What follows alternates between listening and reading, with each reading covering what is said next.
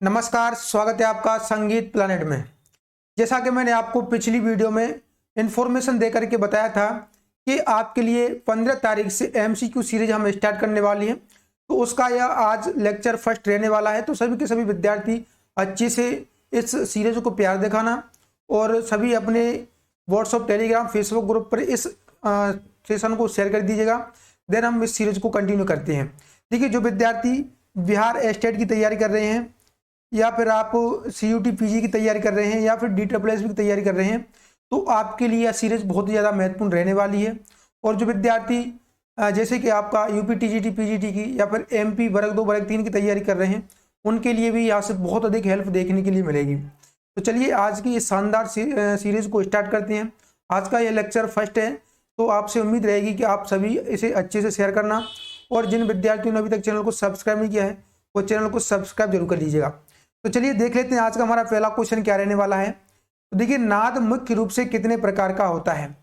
आज का हमारा फर्स्ट क्वेश्चन है, नाद मुख्य रूप से कितने प्रकार का होता है। ऑप्शन है आपका 1, 4, 2 या फिर 3। देखिए, जो क्वेश्चन मैं आपके लिए लेकर आया हूं बहुत ही ज़्यादा महत्वपूर्ण क्वेश्चन है, तो साथ ही साथ आपको कमेंट करते हुए चलना है कि आपका जो क्वेश्चन है उसका क्या आंसर बन रहा है, और लास्ट में आपको ये भी बताना है कि आपका कितना स्कोर बना हुआ है। तो चलिए आज का क्वेश्चन हमारा है। देखिए, नाद आपका 2 प्रकार का होता है। कितने प्रकार का होता है? 2 प्रकार का। तो इसका राइट आंसर रहने वाला है आपका ऑप्शन नंबर सी। अब देखिए, आपका पहला रहता है आहत नाद, दूसरा होता है आपका अनाहत नाद। आहत नाद आपका बेसिकली जो संगीत में हम जो भी गायन वादन करते हैं वो आपका आहत नाद के अंतर्गत आता है, यानी कि आपका संगीत के लिए उपयोगी होता है। संगीत के लिए उपयोगी आपका कौन सा रहता है? तो आपका आहत नाद संगीत के लिए उपयोगी।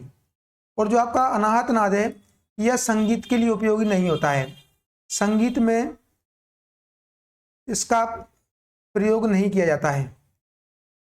तो यहाँ से आपका यह भी क्वेश्चन बन सकता है, आहत नाद आपका संगीत में प्रयोग किया जाता है, अनाहत नाद आपका संगीत के लिए उपयोगी नहीं होता है। अब देखिए, यहाँ से एक और आपका महत्वपूर्ण बनता है कि नाद की कितनी विशेषताएं हैं। तो नाद की विशेषताएं आपकी 3 रहने वाली हैं। नाद की 3 विशेषताएं हैं। 3 विशेषताएं कौन कौन सी हैं?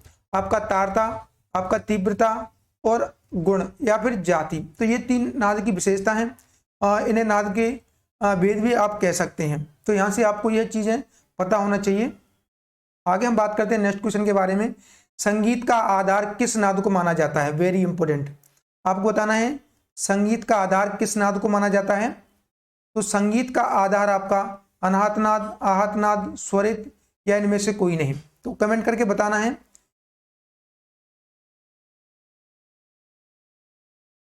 देखिए, संगीत के लिए मैंने अभी आपको बताया था कि संगीत के लिए आपका जो नाद है वो आपका आहत नाद होता है। संगीत में आहत नाद का प्रयोग किया जाता है, अनाहत नाद का संगीत में प्रयोग नहीं किया जाता है। यह एक मोक्ष प्राप्ति के साधन होता है आपका, जैसे कि साधु महात्मा आपका अनाहत नाद का ही ध्यान लगाते हैं, तो यह मोक्ष प्राप्ति का साधन है। तो यहाँ से आपको पता होना चाहिए अनाहत नाद यह आपका संगीत उपयोगी है, संगीत उपयोगी। तो यहाँ से ये आपका महत्वपूर्ण बनता है।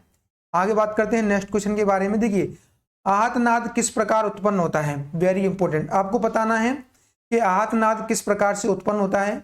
अनाहत नाद से अपने आप से, जल से या द्रव्यों के आघात से। तो आहत नाद आपका द्रव्यों के आघात से उत्पन्न होता है, यानी कि आप कह सकते हैं आघात से। आघात से आपका आहत नाद उत्पन्न होता है। आहत नाद मैंने अभी आपको बता दिया था, आहत नाद आपका संगीत के लिए उपयोग में लाया जाता है। Very important. नेक्स्ट है, ध्वनि कितने माध्यमों में एक स्थान से दूसरे स्थान तक जाती है? 3, 2, 4 या फिर 1। तो आपको कमेंट करके बताना है ध्वनि कितने माध्यमों में एक स्थान से दूसरे स्थान तक जाती है। वेरी इंपॉर्टेंट आपका यह क्वेश्चन रहने वाला है। तो देखिए, मैं आपको बताऊं, यहाँ से आपका जो राइट आंसर रहने वाला है ऑप्शन नंबर ए इसका राइट आंसर है। ध्वनि बिना माध्यम के एक स्थान से दूसरे स्थान तक विचरण नहीं करती है। ध्वनि के लिए माध्यम की बहुत ज़्यादा आवश्यकता होती है। तो आपका ठोस द्रव और गैस, यह तीन माध्यम होते हैं। इन तीनों माध्यमों में ध्वनि विचरण करती है। देखिए ध्वनि का यहाँ से क्वेश्चन बन सकता है ध्वनि के प्रकार से। तो ध्वनि आपकी दो प्रकार की होती है, एक आपकी सांगीतिक ध्वनि, एक आपका शोर या फिर राव जिसको कहते हैं। देखिए आपका सांगीतिक ध्वनि होता है, दूसरा होता है आपका शोर जिसे राव भी बोला जाता है या नॉइज भी बोला जाता है। सांगीतिक ध्वनि आपका म्यूजिकल साउंड आपका रहता है। तो इस प्रकार से आपका ध्वनि है तीन माध्यमों में विचरण करता है। आगे बात करते हैं कंपन कितने प्रकार का होता है, 4, 3, 2 या फिर 1। देखिए साथ ही साथ आप कमेंट करते हुए जरूर चलिएगा जिससे आपको पता चल सके कि हमारा कितना क्वेश्चन बन रहा है। और लास्ट में आपको बताना है जितना भी आपका हम क्वेश्चन करवाएंगे उसमें से कितना आपका सही आंसर बैठा हुआ है। अब देखिए जितने भी विद्यार्थी अभी तक जुड़े हुए हैं सभी के सभी इसे शेयर जरूर कर दिए जिससे और भी आपके साथीगण जुड़े और आप अन्य विद्यार्थियों को पता लग सके। तो कंपन कितने प्रकार का होता है, तो आपको बताना है कंपन आपका दो प्रकार का होता है। कितने प्रकार का होता है आपका, दो प्रकार का होता है। कौन कौन सा होता है आपका, देखिए नियमित कंपन और आपका अनियमित कंपन। दो प्रकार का आपका कंपन होता है, नियमित और अनियमित। तो यहां से आपको पता होना चाहिए, आगे आपसे पूछा जा सकता है नियमित और अनियमित को लेकर के। नियमित अनियमित यह किसके प्रकार हैं, स्वर के, श्रुति के, कंपन के, तारता के। तो जो विद्यार्थी इस क्वेश्चन को गलत करेगा उस पर फाइन लगेगा। तो आपको बताना है नियमित और अनियमित किसके प्रकार हैं। तो आपका राइट आंसर रहने वाला है ऑप्शन नंबर सी, कंपन के आपका नियमित और अनियमित आपका कंपन के प्रकार हैं। जैसा कि मैंने अभी आपको जो पिछला क्वेश्चन था उसमें इसके बारे में डिस्कस भी किया था। नाद की कितनी विशेषताएं मानी जाती हैं, 4, 7, 2 या फिर 3। तो नाद की कितनी विशेषताएं मानी जाती हैं आपको बताना है। जितने भी विद्यार्थी जुड़े हुए हैं सभी के सभी शेयर कर दीजिए। देखिए आप लाइक नहीं करते हैं तो आपको लाइक जरूर करना है।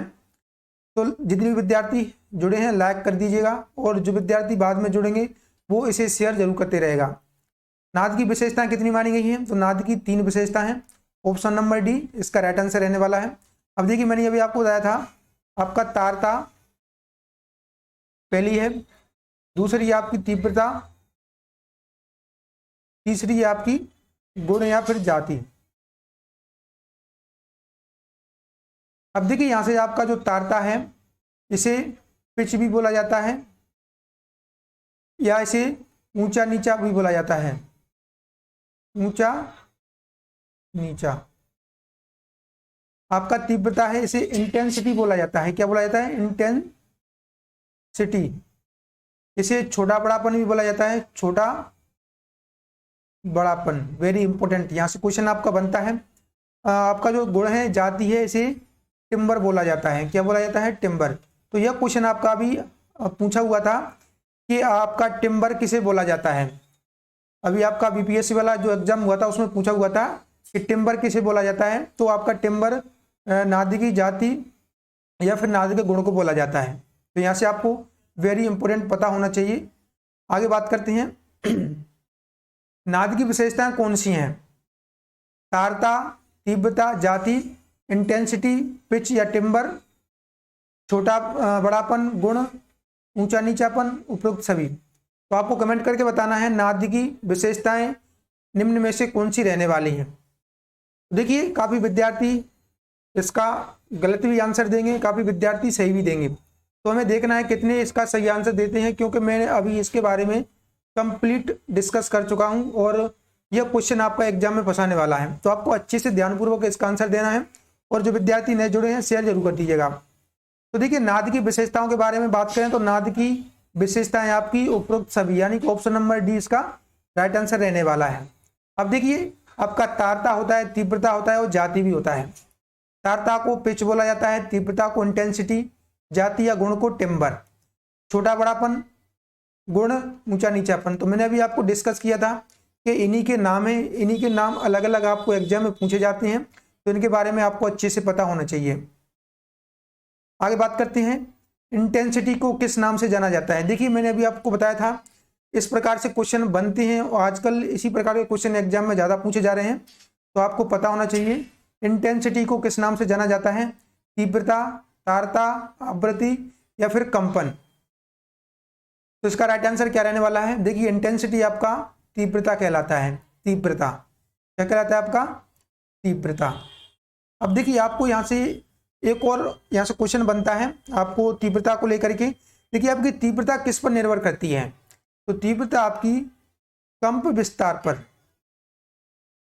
जिस प्रकार से कंपन का विस्तार होता है, किसी भी वाद्य पर हम आघात करते हैं तो उसके कंपन दूर दूर तक जाते हैं, उसी से आपकी तीव्रता जो आती है उसी पर तीव्रता आपकी निर्भर करती है। तो यहाँ से ये भी क्वेश्चन आपका बन सकता है कि आपका तीव्रता किस पर निर्भर करता है, तो तीव्रता आपका कंप विस्तार पर निर्भर करता है। अगर तारता की बात करें तो तारता आपका आवृत्ति या फिर आपका आंदोलन संख्या पर निर्भर करता है। किस पर, आंदोलन संख्या पर। तो यहाँ से ये भी आपसे एग्जाम में पूछा जा सकता है, तो आपको पता होना चाहिए आपका इंटेंसिटी और पिच के बारे में। आगे बात करते हैं, तीव्रता का दूसरा नाम क्या है। तीव्रता का दूसरा नाम क्या है, कंप विस्तार, ऊंचा नीचापन, छोटा बड़ापन या फिर तारता। तो आपको बताना है तीव्रता का दूसरा नाम क्या है। देखिए आपको कमेंट करते हुए चलना है साथ ही साथ, और लास्ट में आपको अपना स्कोर भी शेयर करना है हमारे साथ, जिससे आपको भी अंदाजा लगे कि हमारा कितना क्वेश्चन बन रहा है। देखिए मैं आपके लिए वही क्वेश्चन लेकर के आया हूं जो कि एग्जाम के दृष्टिकोण से बहुत ही ज्यादा महत्वपूर्ण रहने वाले हैं। वेरी इंपोर्टेंट मैं क्वेश्चन लेकर के आया हूं, आपके एग्जाम में सेम टू सेम इसी प्रकार के क्वेश्चन देखने के लिए मिलेंगे। तो आपका जो तीव्रता है इसे क्या बोला जाता है, छोटा बड़ापन। तो इसका ऑप्शन नंबर सी इसका राइट आंसर रहने वाला है। आगे बात करती है, तीव्रता किस पर निर्भर करती है। वेरी इंपोर्टेंट, अभी मैंने आपको डिस्कस किया था तीव्रता किस पर निर्भर करती है, द्रव पर, आंदोलन संख्या पर, आवृत्ति पर या फिर कंप विस्तार पर। तो तीव्रता आपकी किस पर निर्भर करती है, आपको कमेंट करके बताना है। देखिए आपके लिए मैं जो क्वेश्चन लेकर के आया हूं यह बिल्कुल भी लो लेवल के नहीं है, ज्यादा हाई लेवल के नहीं है। जिस प्रकार से एग्जाम में क्वेश्चन बनते हैं और मैं प्रीवियस क्वेश्चनों का एनालिसिस के बाद ही मैं आपके लिए सेट लेकर के आया हूं, और गाइस आपके सेम टू सेम क्वेश्चन आपके एग्जाम में बनेंगे। तीव्रता किस पर निर्भर करती है, तो अभी मैंने आपको बताया था तीव्रता आपकी कंप विस्तार पर निर्भर करती है। इसका option number D right answer रहने वाला है। आगे बात करते हैं, कंप विस्तार बड़ा होने से तीव्रता घटती है, बढ़ती है, समान रहती है, समाप्त हो जाती है। तो आपको बताना है कंप विस्तार जब बढ़ेगा तो तीव्रता पर क्या प्रभाव पड़ेगा। तो गाइस कंप विस्तार आपका बढ़ेगा तो तीव्रता भी आपकी बढ़ती है। ऑप्शन नंबर बी इसका राइट आंसर रहने वाला है। देखिए जितना हम जोर से आघात करेंगे तो कंपन आपका दूर तक जाएगा, जब कंपन बढ़ेगा, कंपन दूर तक जाएगा तो आपकी तीव्रता भी बढ़ेगी, तीव्रता भी आपकी दूर तक जाएगी। तो ये आपके लिए राइट आंसर रहने वाला है। नाद के ऊंचे नीचेपन को क्या कहा जाता है, वेरी इंपोर्टेंट, तारता, तीव्रता, गुण या फिर जाति। तो नाद के ऊंचे नीचेपन को क्या बोला जाता है, अभी मैंने आपको बताया था कि नाद का ऊंचा नीचापन आपका किसके समान है, तो तारता के समान। देखिए इसका option number A right answer रहने वाला है। अब देखिए मैं आपको थोड़ा सा इसको बता देता हूं। तार, तार क्या होता है आपका, वायर। जब हम लाइट घरों में लाते हैं तो आपका वायर या फिर तार को कहां पर लगाते हैं, ऊंची जगह पर, क्योंकि नीची जगह पर हम नहीं लगाते हैं। नीची जगह पर क्यों नहीं लगाते हैं, कि किसी व्यक्ति को निकलने में या कोई वाहन निकलता है तो उसमें असुविधा होती है। तो तार हमेशा ऊंची जगह पर लगाया जाता है। तो आप इसे समझ सकते हैं, तार, तारता का मतलब ऊंचा नीचापन, यानी कि तार हमेशा ऊंची जगह पर लगाया जाएगा। तो आप इसे इस प्रकार से समझ सकते हैं। आगे बात करते हैं, तारता को अंग्रेजी में किस नाम से संबोधित करते हैं, इंटेंसिटी, वेव, फ्रीक्वेंसी या फिर पिच। तो आपको बताना है तारता को इंग्लिश में क्या बोला जाता है। देखिए मैंने आपको बताया था कि इस प्रकार के आजकल क्वेश्चन बनते हैं, तभी मैं आपके लिए यह क्वेश्चन लेकर के आया हूं। तो तारता को इंग्लिश में आपका पिच बोला जाता है। ऑप्शन नंबर डी इसका राइट आंसर रहने वाला है। क्या बोला जाता है, पिच। आपकी पिच है यह किस पर निर्भर करती है, तो आपकी आंदोलन संख्या पर यह निर्भर करती है। तो आपको यह पता होना चाहिए। आगे बात करते हैं। पुरुषों की आवाज महिलाओं की आवाज से प्रायः मोटी होती है। नाद के इस गुण को क्या कहा जाता है? तीव्रता, नाद का छोटा बड़ापन, तारता या फिर आंदोलन संख्या। तो जो पुरुषों की आवाज महिलाओं की आवाज से प्रायः मोटी होती है, किसके कारण मोटी होती है? तो आपको बताना है। देखिए आप सभी को पता ही होगा कि पिच, देखिए आप हमेशा बोलते हैं पिच, तारता, पिच को पतला करो, पिच को मोटा करो, तो पिच ही आपकी आवाज को मोटी पतली करने के लिए यहाँ पर प्रयोग में लाई जाती है। तो महिलाओं की आवाज पतली होती है वो पिच के कारण, पुरुषों की आवाज मोटी होती है वो आपका तारता होता है, पिच के कारण आपका रहता है। आंदोलन संख्या या आवृत्ति भी आपका आ सकता है। तो यहाँ से आपका तारता इसका राइट आंसर रहने वाला है।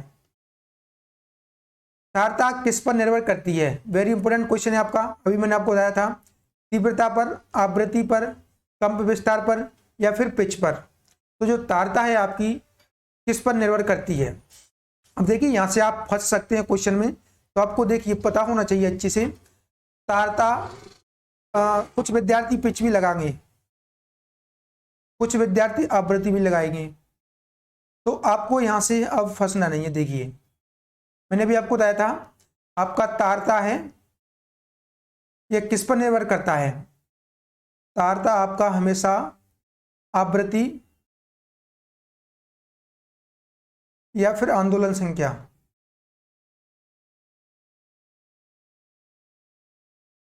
तारता हमेशा आपका पिच पर निर्भर नहीं करेगा।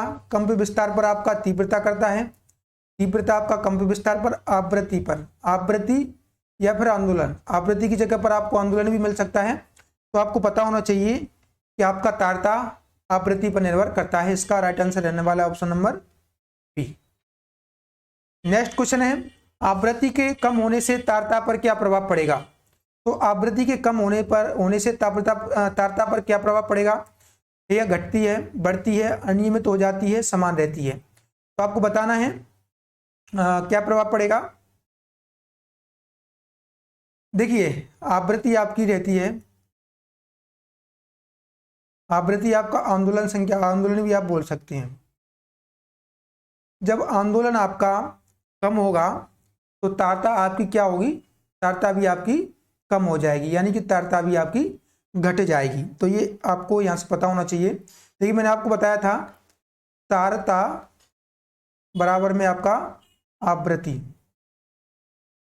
देखिए जैसे जैसे आपकी तारता बढ़ेगी आपकी आवृत्ति भी बढ़ेगी, जैसे जैसे आपकी तारता घटेगी आपकी आवृत्ति भी घटेगी, यानी कि ये दोनों एक दूसरे के बराबर हैं, इक्वल हैं। जब तारता बढ़ेगी तो आवृत्ति बढ़ेगी, तारता घटेगी तो आवृत्ति घटेगी, आवृत्ति बढ़ेगी तो तारता बढ़ेगी, आवृत्ति घटेगी तो तारता घटेगी। इस प्रकार से आप समझ सकते हैं ये दोनों एक दूसरे के इक्वल हैं। दोनों किसी पर भी प्रभाव पड़ेगा सेम उसके अपोजिट आपका प्रभाव पड़ने वाला है। तो यहाँ से आपको पता होना चाहिए आवृत्ति के कम होने से तारता भी आपकी कम हो जाएगी या फिर घट जाएगी। नेक्स्ट क्वेश्चन है हमारा, किसी तार की लंबाई कम करने से तारता पर क्या प्रभाव पड़ेगा? अब देखिए यहाँ से वेरी इंपोर्टेंट क्वेश्चन है, आप स्टार लगा लीजिएगा। तार की लंबाई कम कर देने से तारता पर क्या प्रभाव पड़ेगा?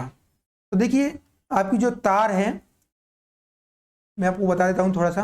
आपकी तार है इतनी लंबी, अगर इसको हम घटा करके इतना कर देते हैं तो आपकी तारता पर क्या क्या प्रभाव पड़ेगा? घटेगी, बढ़ेगी, एक समान रहेगी, कभी बढ़ेगी कभी घटेगी।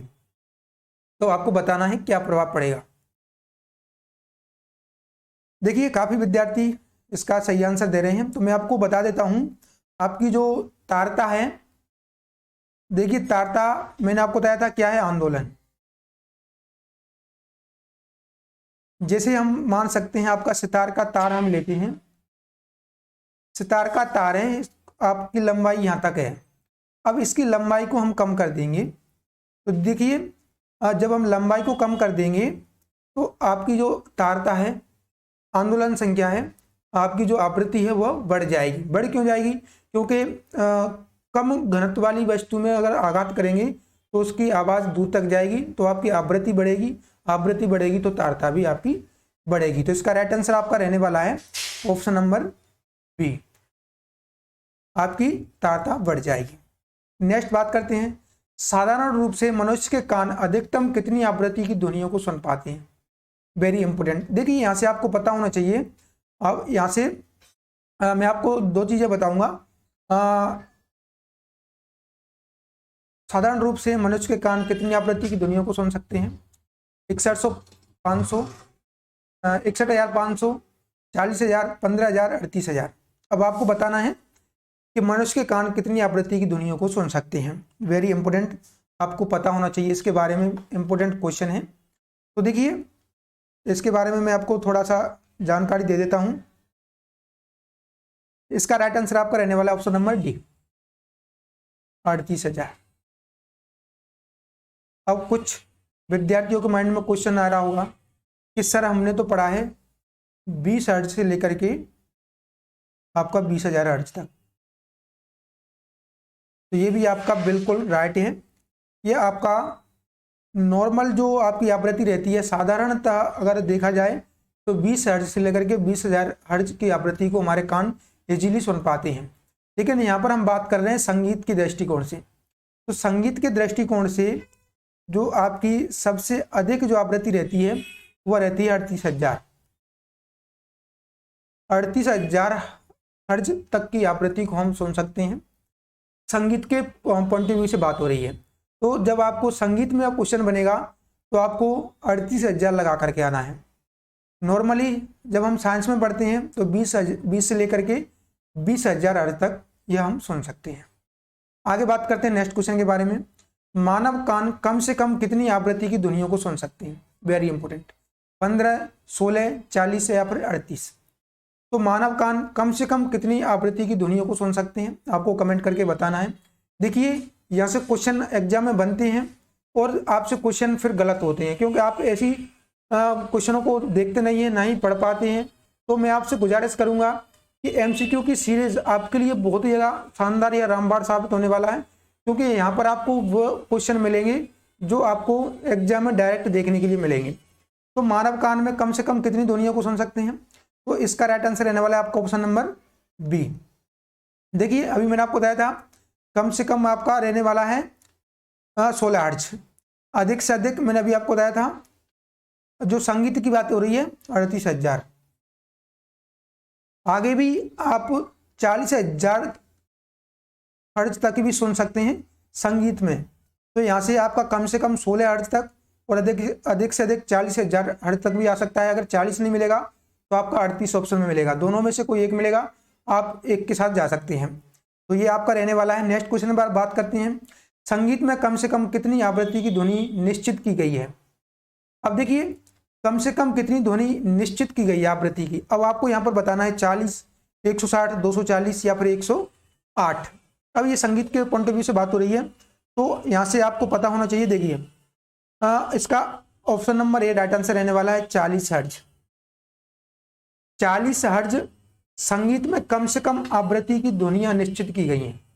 संगीत में 40 से लेकर के आपका 40 हर्ट्ज से लेकर के 40,000 हर्ट्ज, इतना आपका संगीत के लिए निश्चित किया गया है। संगीत के लिए यह मापदंड रखा गया है।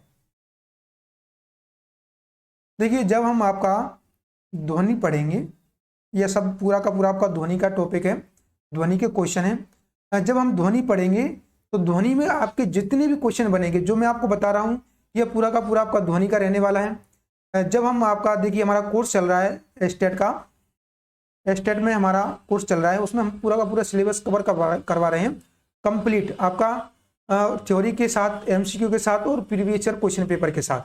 तो उसमें देखिए आपका ध्वनि नहीं है, फिर भी हम आपका जब सिलेबस कंप्लीट होगा उसमें ध्वनि टॉपिक भी पढ़ाएंगे, क्योंकि यहाँ से आपका जो टॉपिक है यूनिवर्सल टॉपिक है या एग्जाम में क्वेश्चन यहाँ से बनते हैं। तो हम ध्वनि भी आपको पढ़ाएंगे। जो विद्यार्थी स्टेट का कोर्स ज्वाइन नहीं किए हैं और करना चाहते हैं तो आप हमारा शिक्षा प्लान का एप्लीकेशन डाउनलोड कर लीजिएगा, आपको वहाँ पर पूरी की पूरी जानकारी मिल जाएगी। तो यहाँ पर आपका कम से कम आपका 40 हर्ट्ज यहाँ पर रखा गया है। आगे बात करते हैं नेक्स्ट क्वेश्चन के बारे में। देखिए नेक्स्ट है हमारा, संगीत में अधिकतम कितनी आवृत्ति की ध्वनियाँ प्रयोग में आती हैं। तो संगीत में सबसे अधिक आपकी कितनी आती हैं, 4,000, यहाँ पर आप 40,000 कर लीजिए, 60,000, 80,000, 50,000। तो देखिए यहाँ पर आपका रहने वाला है 40,000। इसका राइट आंसर आपका रहने वाला है 40,000। ऑप्शन नंबर ए इसका राइट आंसर है। देखिए संगीत के थ्रू हम ध्वनि को अधिक जो तेज ध्वनि होती है उसको भी सुन सकते हैं, उसको भी सुन लेते हैं इजीली, क्योंकि वह मधुर होती है और कानों को अच्छी लगती है, तो इतना ज़्यादा प्रभाव उसका नहीं पड़ता है। आगे बात करते हैं नेक्स्ट। 1 सेकंड में जितने कंपन होता है उन्हें क्या कहा जाता है? 1 सेकंड में जितना कंपन होता है उसको क्या कहा जाता है? कंपन, आंदोलन, तारता या फिर फ्रिक्वेंसी? तो आपको कमेंट करके बताना है। जितने भी विद्यार्थी जुड़े हैं सभी के सभी शेयर जरूर कर दीजिएगा और आप चैनल को सब्सक्राइब कर लीजिए। साथ ही साथ आपको कमेंट करते हुए चलना है। इसका राइट आंसर क्या रहने वाला है? ऑप्शन नंबर जो क्वेश्चन नंबर 23 है आपका, इसका क्या आंसर रहेगा आपका? देखिए 1 सेकंड में आपका जितना कंपन होता है उसे क्या बोला जाता है? उसे बोला जाता है आपका फ्रिक्वेंसी। क्या बोला जाता है? फ्रिक्वेंसी। ऑप्शन नंबर डी आपका राइट आंसर रहने वाला है। देखिए आपका जो आवृत्ति होता है, आवृत्ति भी इसको बोला जाता है।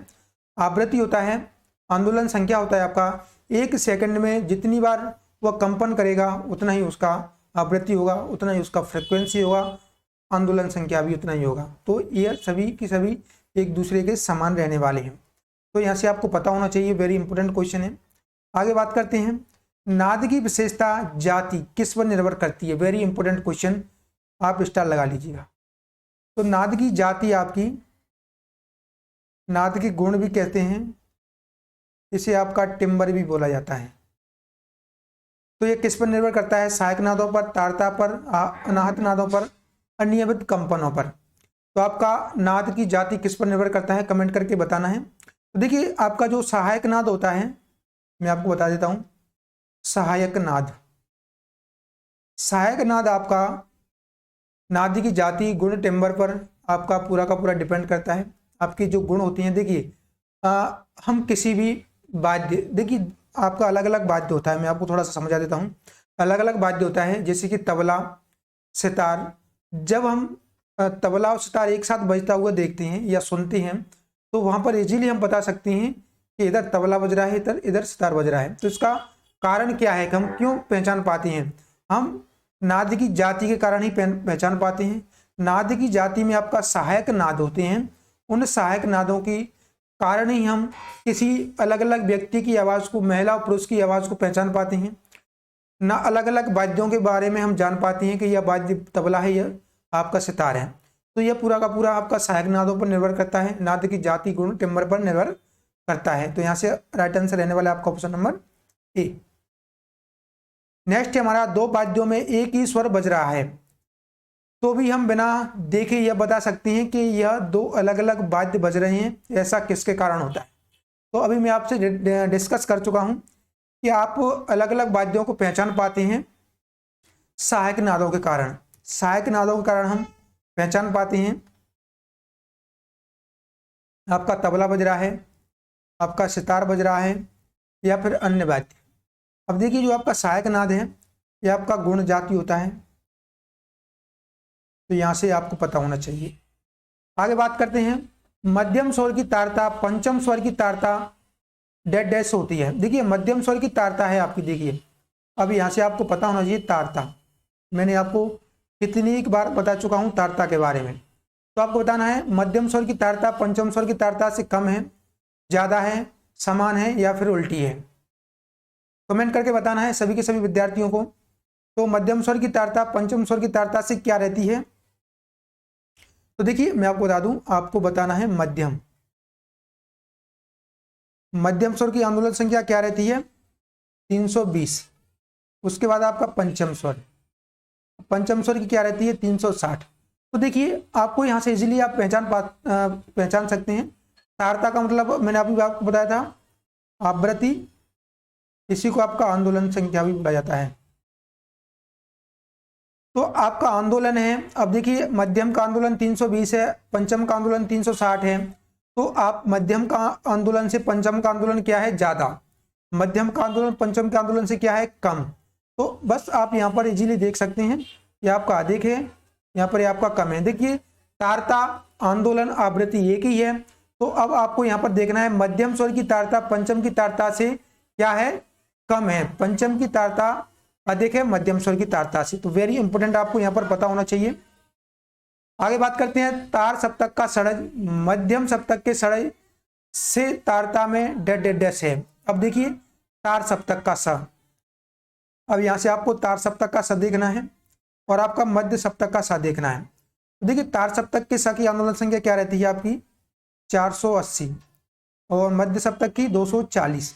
अब आपको यहाँ पर मैंने अभी आपको बताया था तार सप्तक का षडज मध्यम सप्तक के षडज से क्या है आपका अधिक है, क्या है आपका अधिक है या फिर आपका ज्यादा है। तो ऑप्शन नंबर बी इसका राइट आंसर रहने वाला है। तो आपको पता होना चाहिए आंदोलन संख्या के बारे में, तो आप ऐसे क्वेश्चनों को इजीली सॉल्व कर पाएंगे।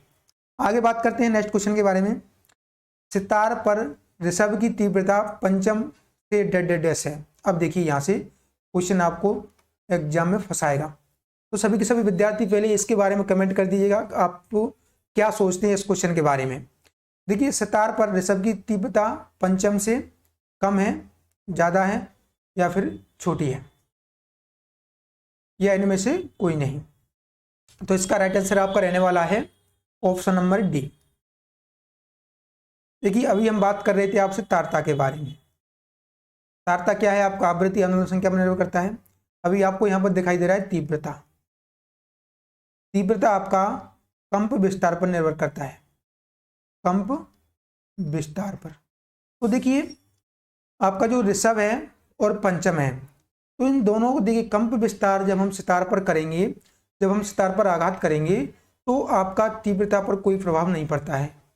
तो यहाँ से इसका आंसर होगा आपका option number D right answer. ठीक है, आगे हम बात करते हैं नेक्स्ट क्वेश्चन के बारे में। नाद के 5 प्रकार किस ग्रंथकार ने माने हैं। तो नाद के 5 प्रकार आपके किस ग्रंथकार ने माने हैं। नारद, महर्षि, भातखंडे जी, ओंकारनाथ ठाकुर जी। तो आपको बताना है, वेरी इंपॉर्टेंट क्वेश्चन है। मैं अभी आपको नाद के बारे में कंप्लीट बता चुका हूँ। तो देखिए इसका राइट आंसर आपका रहने वाला है option number A. Narad ji ने आपके नाद के 5 प्रकार बताए हैं। कौन कौन से बताए हैं, तो आपका यहाँ पर उन्होंने बताया है नखज, चर्मज, बायोज, चौथा है आपका शरीरज, पांचवा है आपका प्राण। तो यह 5 प्रकार नारद जी ने बताए हैं। अब देखिए नखज, नखज उन्होंने बताया है आपका, देखिए नखज नाम से ही पता चल रहा है आपका वीणा से। नखज जो नाद है आपका वीणा से उत्पन्न होता है। चर्मज आपका मृदंगम से, यानी कि चर्मज का मतलब होता है खाल, तो मृदंग पर खाल आपकी खाल के द्वारा ध्वनि उत्पन्न की जाती है, नाद उत्पन्न किया जाता है। बायोज आपका देखिए बंसी से, बंसी मतलब वायु के द्वारा बंसी से ध्वनि उत्पन्न की जाती है। शरीरज आपका देखिए शरीर, शरीरज आपका क्या रहने वाला है आपका प्राण। नेक्स्ट है आपका यहाँ पर आपका नेक्स्ट रहने वाला है, देखिए प्राण नहीं है आपका लोहज है, लोहज, लोहज आपका रहने वाला है लोह धातु से, यानी कि जो धातु वाले वाद्य होते हैं उनसे उत्पन्न ध्वनि। तो इस प्रकार से नारद जी ने 5 प्रकार बताए हैं नाद के। देखिए आपके सारंगदेव जी ने भी 5 प्रकार बताए थे, अन्य ग्रंथकारों ने भी 5-5 बताए हैं, लेकिन उनके नाम अलग अलग हैं। जब हम नाद पढ़ाएंगे तो आगे हम डिस्कस करेंगे, तो उस पर कंप्लीट चर्चा करने वाले हैं। आगे बात करते हैं संगीताचार्य चतुर के उच्च तथा रुच्च ध्वनि को क्या कहते हैं। वेरी इंपॉर्टेंट क्वेश्चन है, आपको कमेंट करके बताना है। संगीताचार्य चतुर के उच्च तथा रुच्च ध्वनि को क्या कहते हैं। बातज, पितज, कफज या फिर सन्निपात। तो इसका राइट आंसर क्या है आपको कमेंट करके बताना है। देखिए इसका राइट आंसर रहने वाला है आपका ऑप्शन नंबर ए, बातज। क्या रहने वाला है बातज। तो इस प्रकार से हमारे आज के एमसीक्यू सेशन का 30 क्वेश्चन थे। पर डे आपको इसी प्रकार से 30 से 40 क्वेश्चन हम पर डे आपको लेकर के चलेंगे। तो आपसे यही उम्मीद करेंगे कि आप इस सेशन को अधिक से अधिक प्यार दिखाएंगे, अपने सभी व्हाट्सएप, टेलीग्राम, फेसबुक ग्रुप पर शेयर करेंगे, और जो नए विद्यार्थी जुड़े हैं वह चैनल को सब्सक्राइब जरूर करेंगे। कमेंट करके बताना है आपको आपका कितना स्कोर बना और आपको ये सेशन कैसा लगा। तो आज के सेशन में इतना ही रखते हैं। आशा करता हूँ आपको सब कुछ अच्छा लगा होगा और उम्मीद है कि आप इसी प्रकार से प्यार दिखाएंगे। तो मिलते हैं नेक्स्ट वीडियो में, जब तक के लिए जय हिंद, जय भारत।